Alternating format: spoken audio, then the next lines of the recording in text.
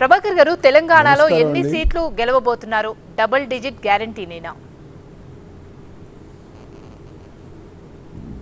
ఖచ్చితంగా భారతీయ జనతా పార్టీ మొన్న జరిగినటువంటి లోక్సభ సార్వత్రిక ఎన్నికల్లో తెలంగాణ రాష్ట్రం నుంచి 12 స్థానాలు గెలుస్తామన్నటువంటి ఒక ప్రగాఢమైనటువంటి విశ్వాసంతో ఉన్నామని చెప్పని నేను పేర్కొంటా ఉన్నా.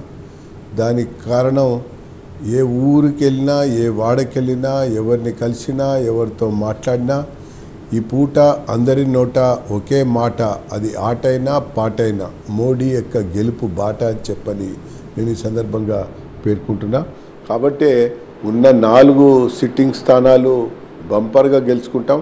అది కాకుండా అదనంగా ఈసారి మరో 8 స్థానాల్లో మేము బలంగా గెలిచేటువంటి అవకాశాలు ఉన్నాయని చెప్పని నేను పేర్కొంటా ఉన్నా. ముఖ్యంగా ఇక్కడ అర్థం చేసుకోవాల్సింది ఏంటంటే, ఆలోచించవలసింది ఏంటంటే, ఇది రాష్ట్రానికి సంబంధించినటువంటి ఎన్నిక ఎంత మాత్రం కూడా కాదు, లేదా ఒక జిహెచ్ఎంసి, ఒక జిల్లా పరిషత్తు, ఒక నగరపాలిక సంస్థకి జరుగుతున్నటువంటి ఎన్నిక మరెంత మాత్రం కూడా కాదు.